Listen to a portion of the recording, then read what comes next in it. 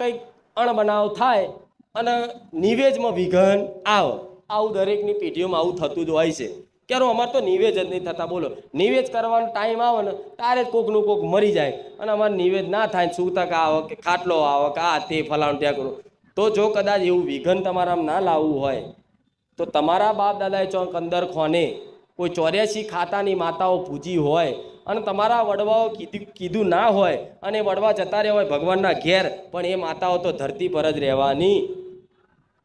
આજ મારી વસ્તીના ઘેર હું ચોથી પેઢીએ જાગૃત થઈ.